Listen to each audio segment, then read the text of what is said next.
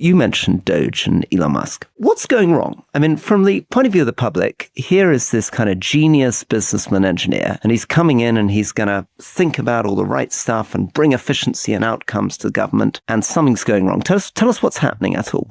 What's going on here? What's going on is that someone who does not understand the world of healthcare, the world of delivering public services, has walked into the job, declared that he will be doing surgery with a chainsaw on the government. The entire approach has been, you're pausing a plane in mid-flight, you're purging yourself of your crew, and then it's crashing and burning, and you're shocked. This is not Twitter. The PEPFAR program, the malaria program, what sort of numbers are we talking about that actually might die as a result of American support for these programs being removed?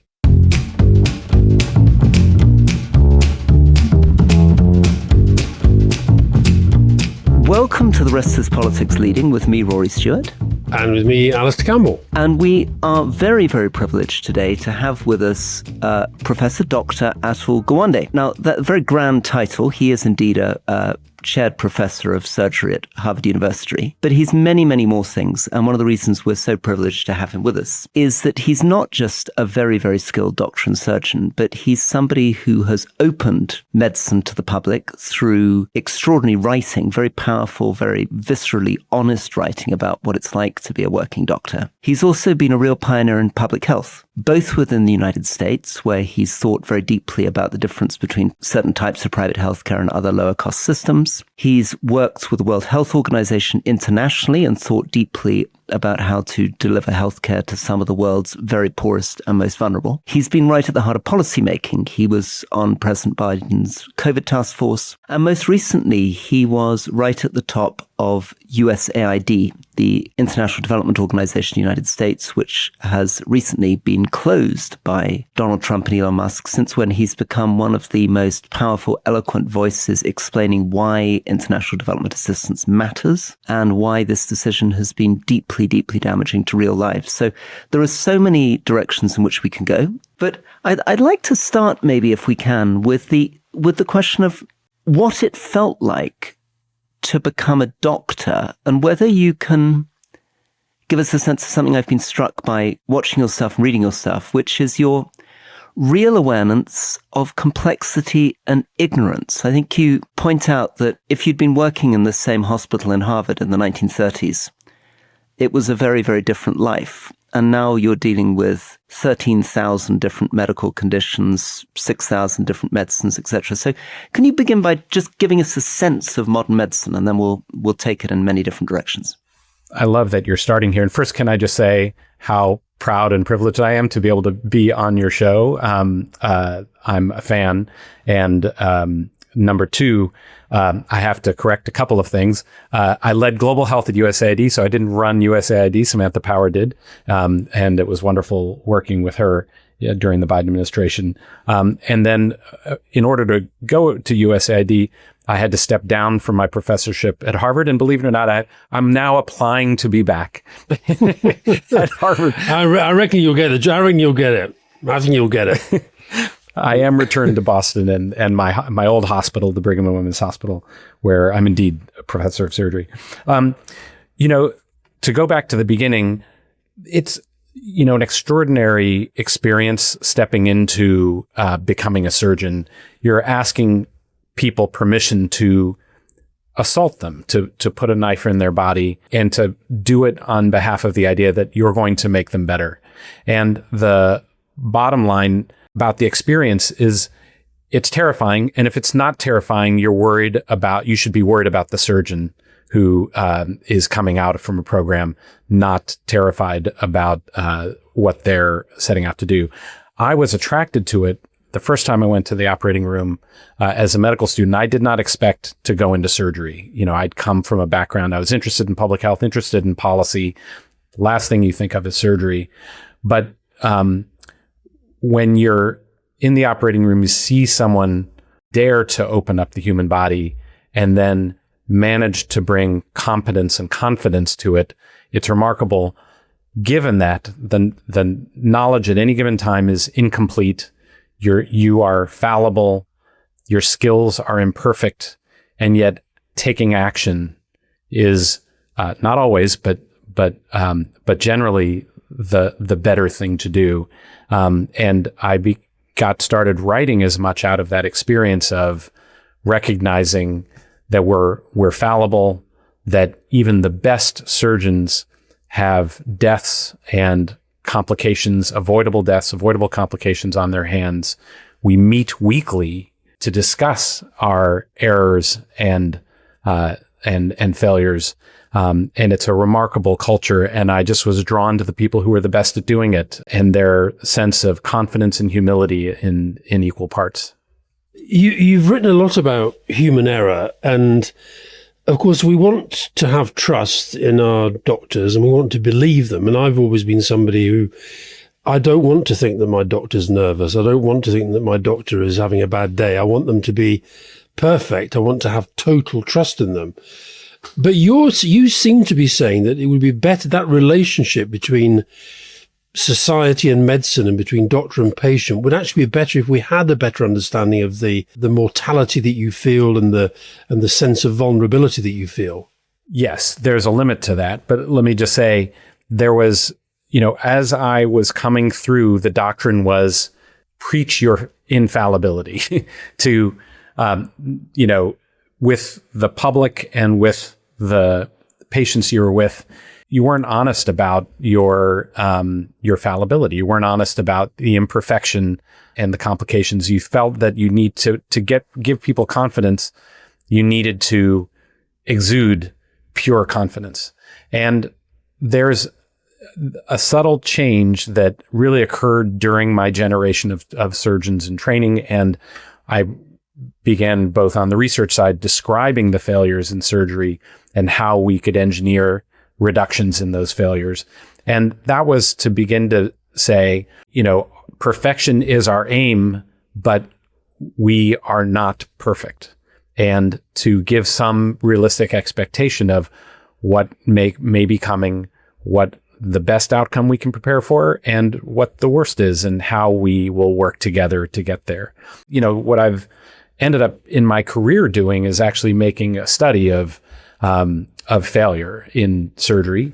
We first began to publicize the ways that things went wrong. My first book, Complications, was somewhat controversial for really laying out the mistakes that are made and how we deal with them in the profession and what we do to engineer them out and what we were not doing to engineer them out. And then later, because of that work, ended up leading work at the World Health Organization that got me into global health, surprisingly, by taking on the question, how do we reduce deaths in surgery globally?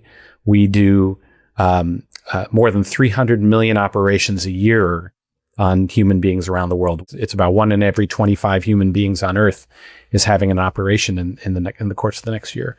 And our death rates were high enough that the deaths were bigger than childbirth. We worked with a Boeing safety engineer and designed a checklist, a 2-minute checklist for the operating room.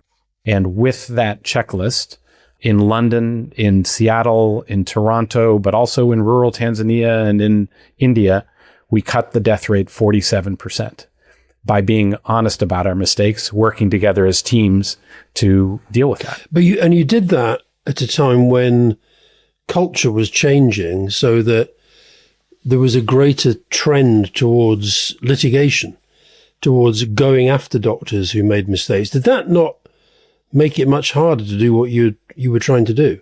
In a way, it made it easier because litigation was not working.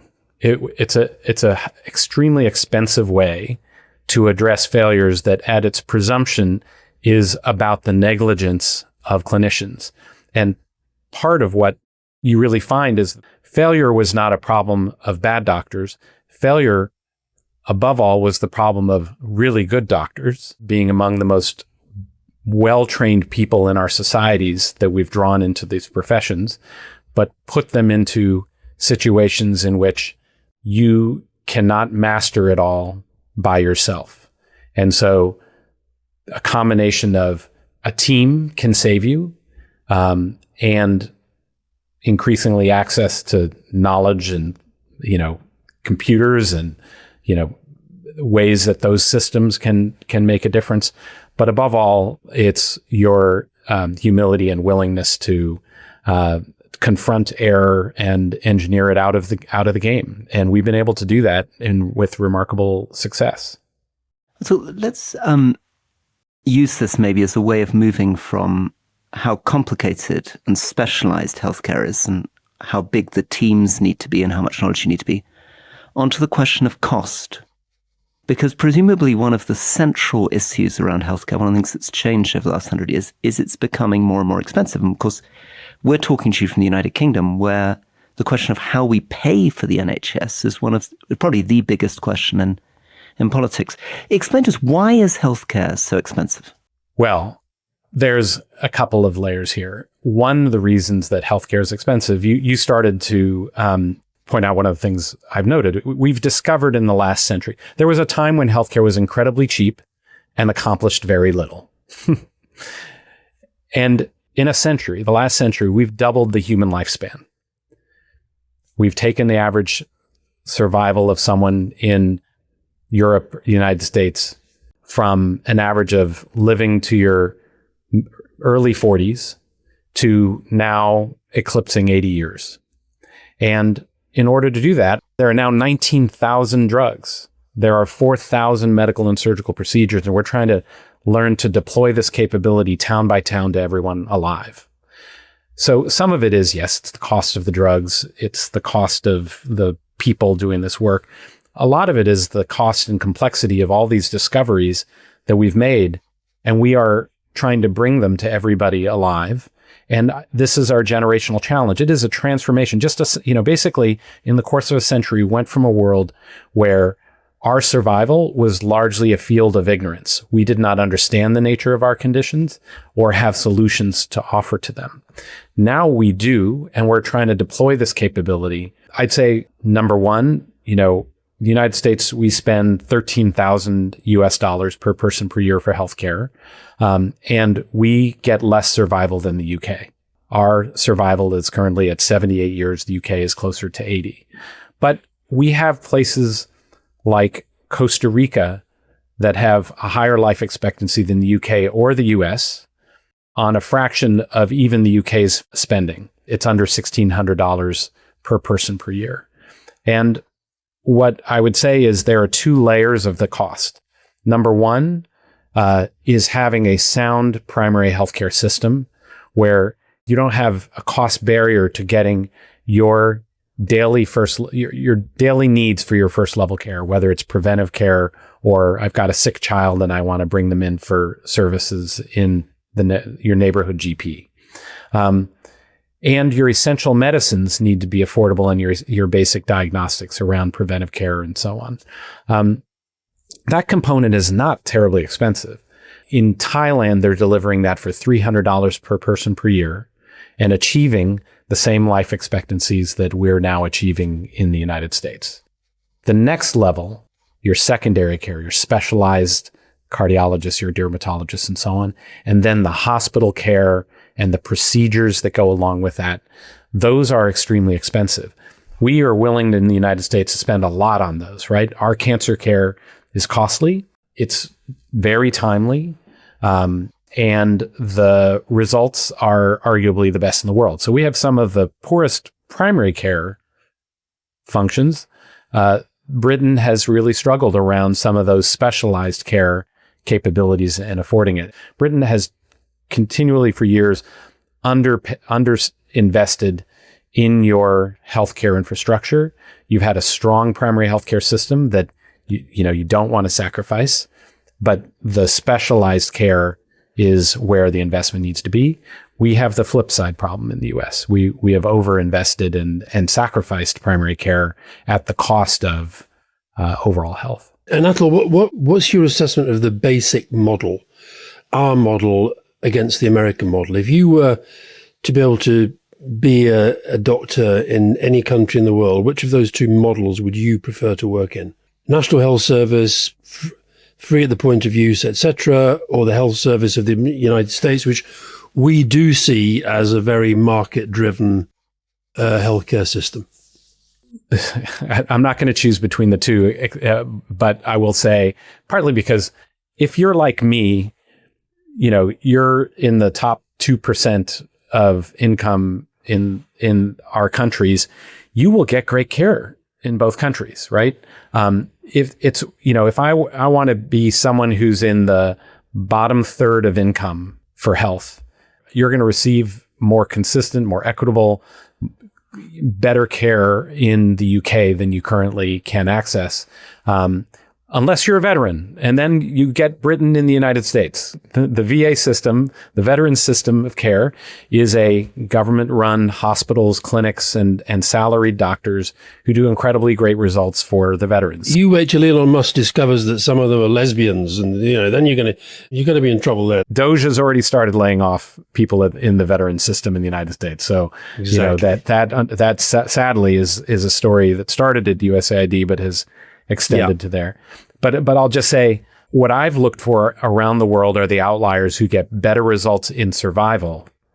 And, you go to Spain or Portugal right now, and they have delivered a combination of primary care and secondary care that's getting people 82, 83-year life expectancy, and on lower levels of investment, because you're also bringing that level of care in the community.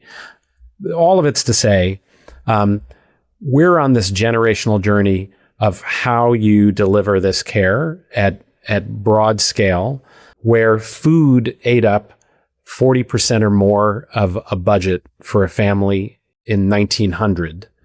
Today, it's housing and health that are the eating up the budgets of people and making it hard to have a viable cost of living.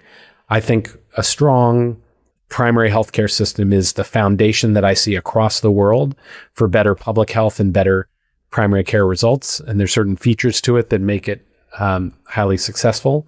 And then at our, higher income levels, where Britain has the opportunity is in that capacity for that specialized care. Atul, I'm going to be cheeky now and move you on to what's happening in the United States. So one of the things that struck me is that you mentioned Doge and Elon Musk. Yeah. Dodge, Rory. Dodge. It's Dodge. Dodge, as Alistair wants to call it. Sounds like stuff that sometimes you might sympathize with. You're interested in efficiency. You're interested in results. You're interested in technology. I guess many people who know Elon Musk, and you perhaps met Elon Musk himself. And you probably admired the Tesla motor car. So what's going wrong? I mean, from the point of view of the public, here is this kind of genius businessman engineer, and he's coming in and he's going to think about all the right stuff and bring efficiency and outcomes to the government, and something's going wrong. Tell us what's happening, Atul. What's going on here? What's going on is that someone who does not understand the world of healthcare, the world of delivering public services, has walked into the job, declared that he will be doing surgery with a chainsaw on the government. And the entire approach has been, we're pausing the government. You're pausing a plane in mid-flight. You're purging yourself of your crew, and then it's crashing and burning, and you're shocked. This is not Twitter. And Twitter is simple as compared to sustaining the global HIV/AIDS program that has reduced overall HIV in the world by 3/4. Sustaining the global polio eradication program that, was down to small numbers of wild type polio moving in the world. And we're now wrecking, that's just the global health side, forget the food assistance and then the other components, the National Institutes of Health, the CDC damage being done.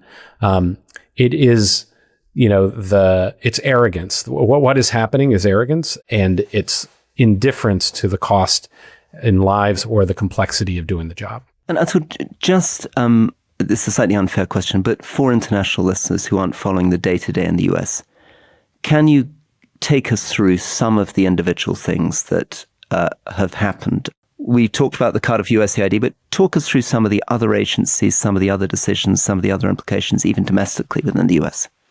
Yeah. On January 20, which was Inauguration Day, is when I stepped down along with other members of the Biden administration and handed over responsibility, in this case for global health at USAID. Foreign assistance was the first, what I call the soft target, right? It was the place that they worked out the playbook that then they would bring through the rest of the government. And what you saw in that very first week was the sudden announcement that all assistance, all spending by USAID, the U.S. Agency for International Development, would be halted, that the staff would be purged, and that the buildings would be, the lease would be dropped. And that effectively became the playbook that then began to roll out across the government. Now, never mind that in the U.S. Constitution, the Congress establishes the offices of the government, provides the declared financing and direction, and then the executive branch executes. That was not what happened.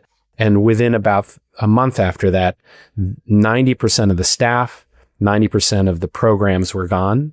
And you had 20 million people with HIV who were receiving medications to stay alive dropped, including 500,000 children.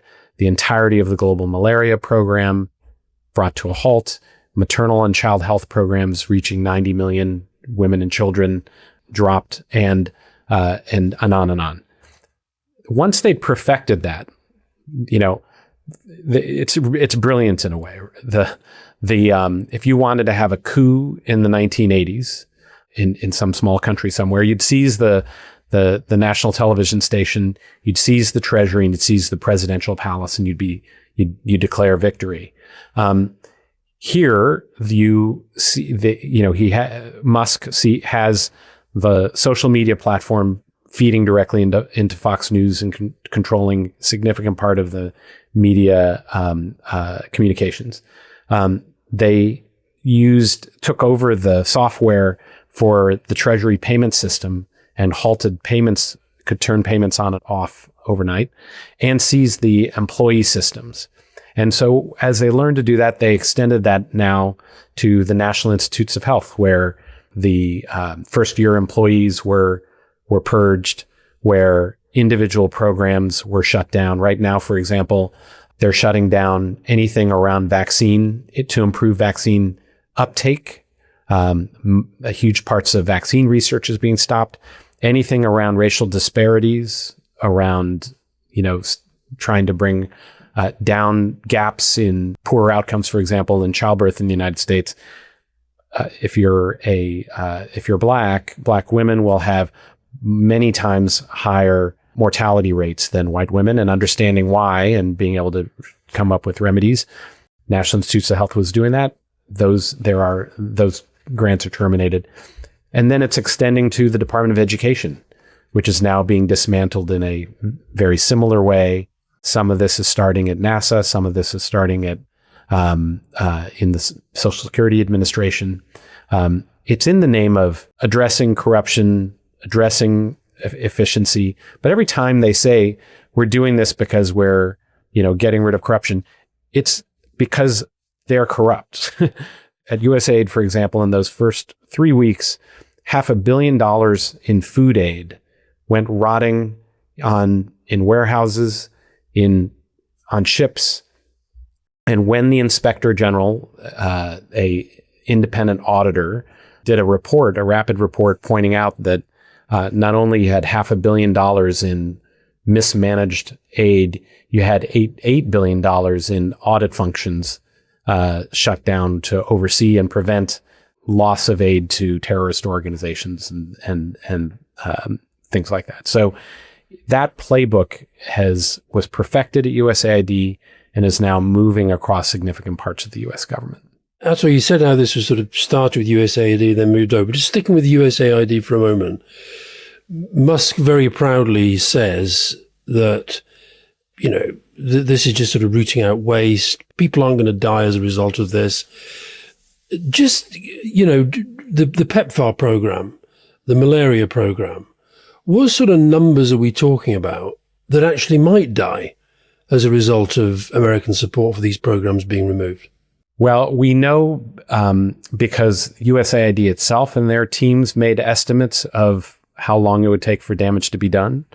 It's estimated that 160,000 new malaria deaths would appear if this aid was turned off for the next year, remained off, mostly children. It's estimated the biggest impact will be in immunization if it's not turned on again. We have succeeded in the world in lowering the death rate of children under 5 by 75%. 40% of that benefit comes from vaccines alone. And 60% of the vaccine benefit comes from the measles vaccine alone. So right now, we're already seeing some of the consequences of 2 months of lost health workers, lost programming, lost cooperation together, shut down communications with WHO, shut off funds for the measles program at WHO, and so on. And we're already we're started the year up above 100,000 deaths in children from malaria again.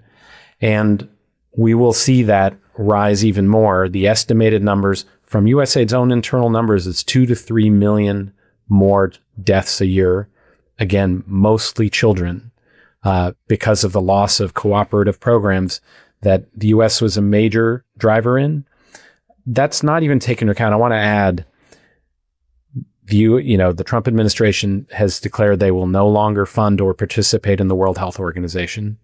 That is a huge damage. And then add to it that switching their stance on Russia and not committing to support NATO has meant that defense spending has had to rise in Europe precipitously. And the first place that cut is coming from is Europe's cooperation and the UK's cooperation in foreign assistance as well. That the same programs for HIV, for maternal child health, for malaria, for food security and malnutrition are being cut right now in the UK and in Europe as well as a consequence. So this is a calamity. This is a disaster for human public health. You talk about it very, very calmly, but the way you sort of lay that out, and then when you think through the consequences, this becomes accepted and then normalized is, are we not talking kind of crimes against humanity here when we know that the programs exist to save those lives and literally overnight, without, it seems, any kind of real analysis done by the government. And then with this guy in charge with his chainsaw, they literally just pull the plug on all of these programs. And as you say, you take just that one disease, malaria, 160,000 predicted to die. How do you find the words, and how do you find the kind of wherewithal to get out of bed and keep going and trying to get this thing back on track? It's shameful on so many levels, Alistair. I don't even know where to start. Let me just give you an example from a conversation with a minister of health who would not want to be named, but that I had just a few days ago. And he said, look, if the United States had come to us and said, funding is going to get a severe cut, and your country, we will work with you to figure out how to navigate forward, that would be one thing. It would be understandable. You'd get on a glide path. You'd figure out what to do. You'd cooperate. But here you're talking about overnight, a stop work order going out that said food on the shelves can't be given to children. HIV meds in the warehouses can't be brought forward. Your staff cannot be paid anymore. They're going to be laid off. Billions of dollars in U.S. assets, whether it's investments in laboratories, investments in data systems, people capacity, is going to be thrown away. Vehicles, thousands of vehicles left parked. What are we going to do with these things? Ships arriving in port with insecticide-treated malaria nets where no one's picking them up, food rotting in trucks. He said, the indifference to the lives of our people is to be treated as subhuman, to not care enough to be able to make a phone call and say, we have to find a way to make this work properly. We care about your lives. And everything being dropped overnight.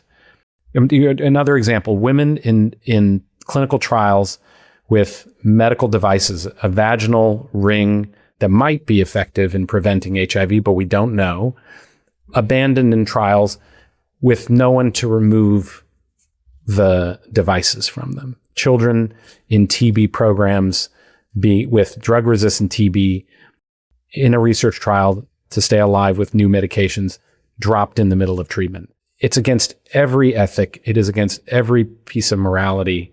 And so, yeah, how do you wake up? You wake up to bear witness to the reality of what's happening, because the other side, the people doing this, are gleefully making the cuts, saying it's all corruption. It was never doing any good, and not a single life is being lost when we are pointing out numerous of them and putting names to these people. It's a very striking pattern. I had development people say to me when this was beginning, well, surely, Rory, you agree that there are things that aren't great about international development and that could be improved. And my sense was that you've got this wrong. This is not good faith. Trump and Musk are not trying to improve the international development system. They just don't want to give the money away. And the reason why this resonates is you'd probably get the same conversation if you were talking to European allies about defense and NATO. If you were actually serious about Europe taking over the cost of defending Ukraine, when French President, British Prime Minister come and say, okay, we'll find the money, we'll find $50 billion, but can you still sell us the kit? You'd have a glide path, but there isn't a glide path. They cut off intelligence sharing. They disable the missiles. Everything stops on a dime. And it implies that in the end, they don't really care about the result. They don't care about the lives lost. They don't actually care about what happens to Ukraine. They're not serious about Europe taking responsibility for its own defense. What is going on here? I think there's a couple of things going on. One is that power comes first over outcome, and being able to exert power over the government, over society, over culture, is seen as a good in and of itself that makes whatever the costs worthwhile. Second is, drinking their own Kool-Aid and believing that this is all corruption, that the lives saved, the programs that the government rolls out, that these will not be as bad as claimed, because these are folks who come in with very little experience with government and proud of it, and believing that, the people who work in these agencies are lazy, incapable, and there's certainly inefficiencies. There's certainly some low-performing bureaucrats. But I came into an agency that I discovered had extraordinary levels of expertise, were incredibly hardworking, mission-driven people who did not come into it for the money, did not come into it for the perks, believe me, were willing to travel to conflict zones on a budget of less than half of what my hospital system spends. Our global health team was reaching hundreds of millions of people and saving lives by the millions. That, is the reality, but it is denied on the basis of both ideology and willful incuriosity. What was your experience of politics and politicians before this? I mean, you were healthcare lieutenant. You might even explain what a healthcare lieutenant is, because I don't know, but that was with the Clinton administration. Then, as Rory said in his introduction, you had a number of roles under the Biden administration. So what's been your kind of interaction with politics, and what has your feeling been about politics and the political system? So, number one, my whole career has been about the problem that we started talking about at the very beginning. How do we get health and this system to deliver for the entirety of our country and of humanity, and make it possible? Like this incredible, the most ambitious thing that human beings have ever attempted to do is make this possible for everybody.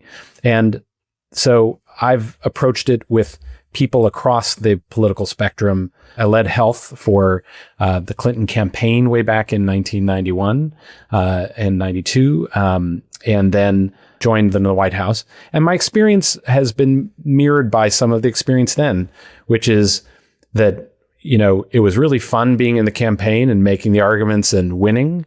And then when we got to implementation, it was chaos and people with sharp elbows, people leaking that a med student is briefing the president in the Roosevelt room and getting kicked out. And, those were the people on my side of this argument.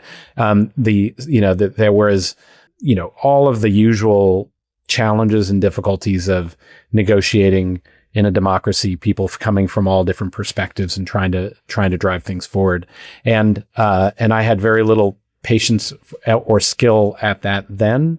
And then coming to it again 30 years later, finding I had a little more tolerance for the process of winning people, or, you have to win people of varying points of view to come with you. You have to reach a decision point and then move forward and take your chances. And I had more respect coming 30 years later into it again for what that kind of process is. Then you have a person who believes that winning people over, getting collective capacity moving forward as a whole country and as a whole world is anathema. That either you're with me or we crush you. Just help us understand a little bit about maybe the underlying culture. I mean, Trump won an election. Many people in his team are still astonishingly popular, or more popular than you'd expect. And there's something clearly that really resonates with a section of the public about this way of proceeding. And partly, I guess it is that a lot of the things that you care about most, which is explaining, number one, why it's difficult to get things done, but how you can get things done by sweating small details like checklists, explaining how you build teams, explaining how a non-dramatic, cheap intervention can have an astonishing impact and save hundreds of millions of lives. These things seem, in the modern political space, pretty boring and technocratic. And along comes somebody who says, I've got energy. This old system was completely passive and inert. I'm going to shake it up and I'm going to bring in the disruptors and the tech bros and we're going to sort it all out. And it's very appealing. Can you, I mean, obviously you're horrified by it, but can you just try to explain to us a little bit what it is these people feel and why it's popular, at least with one section of the public, why it's appealing? Here I'm going to reach past my doctor role to, I grew up in rural Ohio, the son of two Indian immigrant doctors in a county in Ohio that is the poorest county in the state. It's Appalachia. And I grew up with, a slice of America, which is very much like America, right? Half of my high school class did not go to college. Half my high school class did. And I still go back home on a regular basis. And the reality was that, and remains, that if you don't have a college degree, we don't have a pathway to middle class life the way that people did without a college degree in the 70s, let's say. There was a time when the average American without a high school degree would own a home by the age of 30, would have a steady job, and could be married and have 2 children. And that was that is so far out of reach for people. And the recognition that is out of reach and the sense that there is nobody listening and there's nobody attempting to address this. I mean, I think the fact is that the political classes across all of the spectrum don't have that clear pathway laid out and stand for it. It is a ripe opportunity, just as an invisible, virus and COVID could be a ripe opportunity because it's this unseen villain, but this sort of invisible worldwide phenomenon of a knowledge economy that's failing people is a ripe opportunity to scapegoat. It's the kind of atmosphere you'd have for populism with, really wide levels of wealth accumulation and deprivation at the same time. And so, you do have the sense that people were not feeling seen. Many of the people that I grew up with did not hear people speaking to them in ways that connected. And Trump offered a path that made them feel seen and heard, at least those who voted for him, and chaos, destruction, and rule by patronage and loyalty trumping outcomes does not deliver the goods. And it's really important that we have capacity and approaches that show we can deliver more of the goods and make people feel heard and included in the process. The Democrats have become a party of the technocrats, of college educated people like me. And we're going to need more. We did a good job. Democrats did a good job of bringing soldiers and military people in. We have to go even broader and bring more people who are coming from working class families and know what this is like. You mentioned COVID there. Which of the countries that you've looked at handled COVID well? And what was your experience being kind of in the heart of it for part of it? And then, of course, Trump came in and we all started drinking bleach, and then we all got better.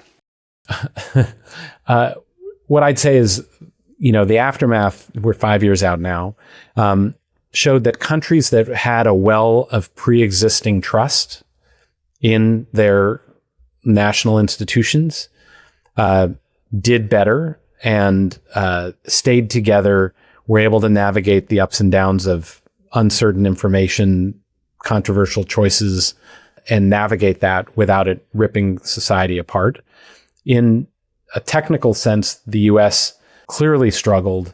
I think our weak primary care system made it more difficult to do simple things like get messages out to the community, get people to understand wearing masks and what it might mean, being able to make the vaccines available and move quickly. And we paid some significant price around doing that.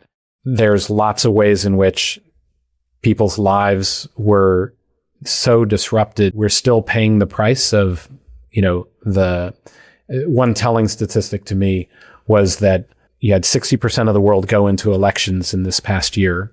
And it did not matter who was running. Incumbents, over 90% lost vote share. And most incumbents lost if they had been present during COVID.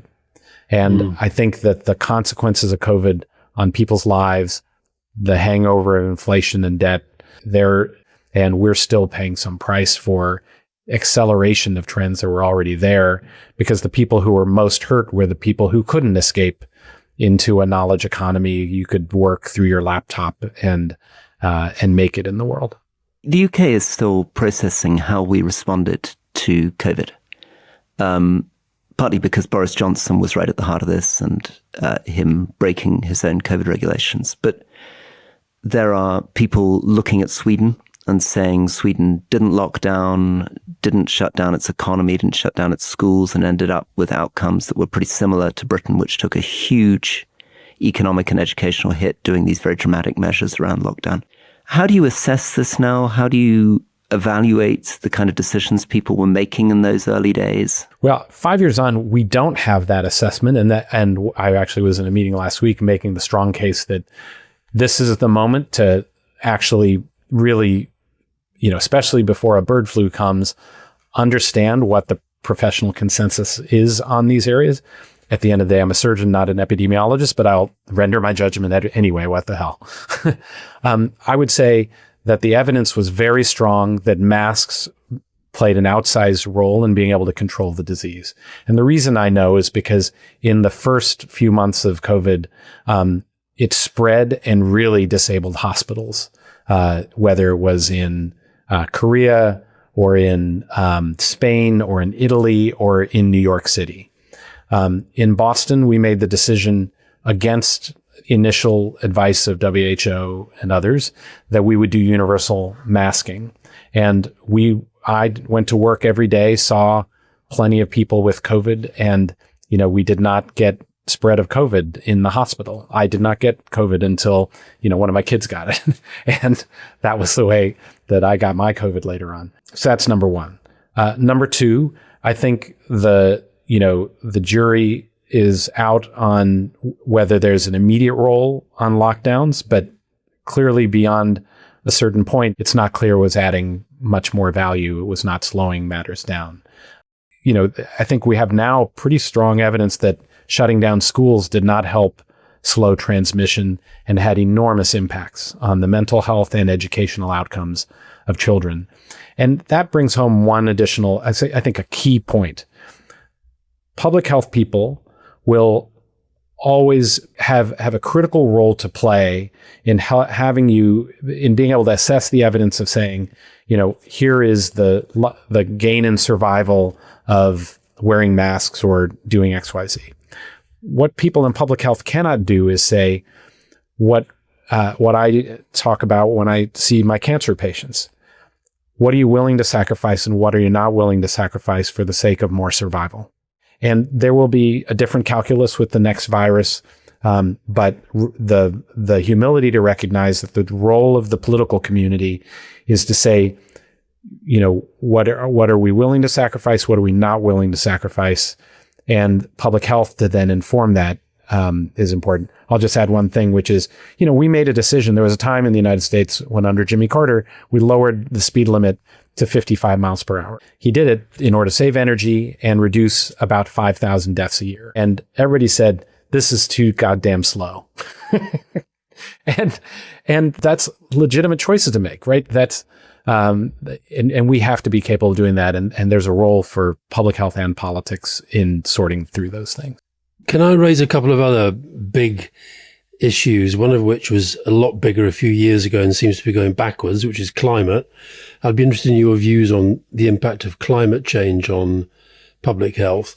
And the second is, am I right that you're quite skeptical about the ability of artificial intelligence to make these health transformations that we quite often hear the politicians saying that they will?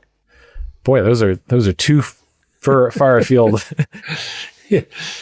So, from a health point of view, climate is one of our biggest killers. Number one, air pollution is a driver of somewhere around 7 million deaths a year globally. It's about 4 million that are from ambient air pollution. And, you see it in cities like Delhi and, Lagos, Nigeria, and so on. In particular, those are extreme examples. But I saw it in rural communities my father's from a village in India. And I visited there and it was 105 degrees and haze, and extremely high, poor air quality levels in rural India because of factories nearby. And then you have indoor air pollution, which, is its own set of issues as well. Then you add in the deaths and complications of extreme heat. So I think the reason climate change has become real to people is we're now experiencing those deaths. We've had forest fires that blotted out the sky. We've experienced catastrophic extremes of heat waves waving through. And so there's enough people around the world who've seen the health consequences to have had health become a driver of awareness, and willingness to recognize now climate is not theoretical. This is real. And so that changes, I think, the public resonance and willingness to take action. But we still have some distance to go. Let's bring you on to AI, Atul. And I'll pick up Alistair's question there and maybe develop it a little bit. So clearly AI is going to be very helpful. But what would be really interesting is to hear where you think it's going to be helpful, where it isn't going to be helpful, where the limits of it are, and how this whole notion that we suddenly have a silver bullet that will completely on its own transform health productivity and outcomes and save the National Health Service, to what extent that's true or isn't. Yeah, so there's a couple of things. One is there's a fantasy of AI that it's going to be able to replace major parts of the health system. I've had Silicon Valley people waving their phones at me for years saying, this is going to replace you. I keep wanting to say, is this going to deliver my baby? It's a fundamental misunderstanding of what the role of clinicians in healthcare is. It's not just whether you get the right diagnosis. That's really important. I think we're already at a point where, the capacity of AI to be an incredible tool for physicians and potentially artists and lots of other people, that there's a high headroom on that. On the idea that it will therefore displace your major relationships, that you won't need your primary care clinician or others. The challenge is that when you sit in an office taking care of people, they come to you unable to explain what their issues are and needing to navigate what are the trade-offs you're willing to make and not willing to make. And in my community, how available is the PET scanner? How available is the interventional radiology option versus the surgery option or whatever else? And so, I'm hopeful about a future that's near where this reduces the burdens of the paperwork. Like there's 2 hours of documentation time in the average clinic for every hour of patient time. I don't see it going away fast enough, but it should go away. I think the second part is coping with the hallucinations and the ways that these tools are not entirely reliable. And you need human beings who become good at working with these tools to recognize when the tool's going to do better than I will, and when you need to be stepping in and correcting course along the way. I see it much more likely to be what Reid Hoffman has called a super agent, an agent alongside me as a professional clinician. My last question, Atul, thank you so much for all your time. You've written a lot in your career, books and articles and so forth. Do you find that writing helps you be a better doctor? I do. It's the one part I missed by going into government was I had to leave the operating room for the first time. In every other job I'd had, I didn't have to leave the operating room, and I didn't miss it as much as I thought I would because I got much more medicine. I'd never dealt with Ebola outbreaks and malaria and all these things, and so I was on a learning high, and I loved that. But the part about writing, I really missed writing. First of all, when you have to write, you have to think harder than you would if you were just making decisions without needing to put them out into the world, right? Second, when you're telling a story, it leads me to get closer and into people's shoes in ways that you don't otherwise have to do. And it's that empathy part of it. It makes me listen more closely to people.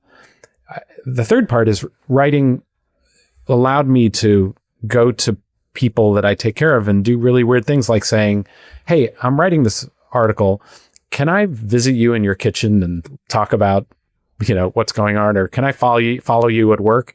And I would learn so much more about the consequences of our own work by getting to follow people out of the office, into their homes, into their work lives, and seeing, holy crap, we are missing whole components of their experience and ways that we're failing people along the way. Atul, my final question. You've spent a lot of your career facing some pretty tricky stuff. Big, rigid government bureaucracies, the deaths of individual patients, massive, horrifying global problems, Ebola, malaria, and now the destruction of so much of what you care about under the Trump administration. I guess my question is, how do you see your vocation? How do you see yourself moving forward out of this world? How do you think about what you're doing with the next decade of your life? One of the things that I tell young people who come to me for career advice is something that a clinician once told me, which is say yes to everything before you're 40 and say no to everything after you're 40. And and what he meant by that was, you don't know what you're good at. You don't know what you're going to be excited by. You don't know what the world will offer. Half the jobs that exist now didn't exist when I was in college, right? And so you say yes to everything and give stuff a try and pay attention to what exhausts you and to what energizes you. And so the advantage after 40 is you can commit to projects for the next 10 years or 20 years because they energize you. And so at this stage in my career, I'll turn 60 this year. I know what energizes me. And for the last 25 years, it's been the question we started with, which is how do we bring the doubling of the human lifespan to everybody, deploy it town by town to everyone alive in ways that it can be humane, it can be reliable, and it can actually deliver without bankrupting our societies, and understand that in humane terms as well. Like where is the art? Where is the science? Where does it stop and start? And I'm still on that journey. That is not changing. I've done it in an academic setting. I've done it in a for-profit setting. I've done it in public benefit corporations, in government. So I'm platform agnostic. I will be doing this work, trying to advance the story and the outcome as much as possible. And so, in the next year, there's a book I'm working on. I've returned to my academic role at Harvard. There's a film project. I've done a couple of documentaries and have a couple of film projects, one narrative, one not. And those will go forward. And yet, the most important thing I feel at this moment in time I have to do is address the dismantling of the major contribution of the United States to the human health enterprise, the science, the public health outcome. This is a dire threat for humanity. It's as big a threat as a pandemic. And so, for now, this is where I got to be. Well, good luck in that. Lovely to talk to you, Atul. Thank you very much indeed. So great to meet you both. It was very kind of you, very generous. Lovely to see you. Have a great evening. Well, what a guy. What a guy. I mean, I don't like the idea of doctors not being infallible. But if I was going to have my body cut open, I'd quite like him to do it. I mean, by the end, I felt reassured, mainly because I think his heart is so clearly in the right place, and because he thinks carefully and he writes things down, which is very important, as you know. No, I thought he was a very, very impressive guy. I thought he was wonderful. It is quite unusual, isn't it? He's a writer, he's a policy person, he's a doctor, and he brings it all together, and he does something which is quite rare, which is being able to explain it patiently and carefully without sounding too arrogant. I mean, it is amazing. I took a lot from him. I first came across him when I was the prisons minister. And he'd written a book called The Checklist Manifesto. And as he pointed out when we did the interview, introducing these very simple checklists had this incredible impact on mortality. I think he said it decreased by 43%. Saving, hundreds of thousands of lives. And in a very simple way, that was also very important to reducing violence in prisons. Having a very simple set process for inspecting a prison cell, door, switch, call bell, skin, wall, made huge improvements. I also loved the fact that he sort of cares about government, but maybe in a slightly different way to the way that we sometimes think about it, or sometimes think about the way that we normally talk about it when we talk to politicians. I think he is somebody who cares about government, cares about public service, cares about outcomes, but it's all articulated in a different way. Yeah. I was interested. We didn't really get into his take on the various politicians that he'd dealt with. I found his analysis of what's going on now with USAID pretty heartbreaking, to be honest, because you could sort of feel his pain, and it's so much a part of this sort of gaslighting around the whole thing. I did an event earlier today, full hour talking to this business audience, lots of Americans there. And I don't think we even mentioned USAID.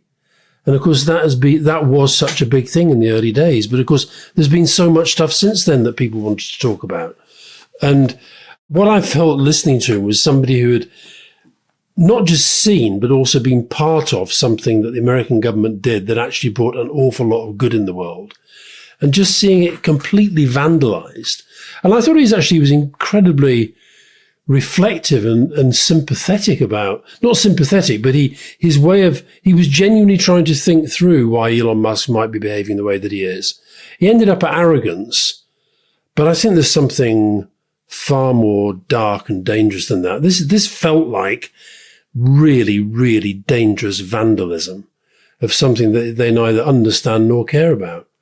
And I think to have that sense of public service, which came out again in the end, in his final answer to your final question, I'm basically going to keep going and doing the things that I believe is sort of what he was saying.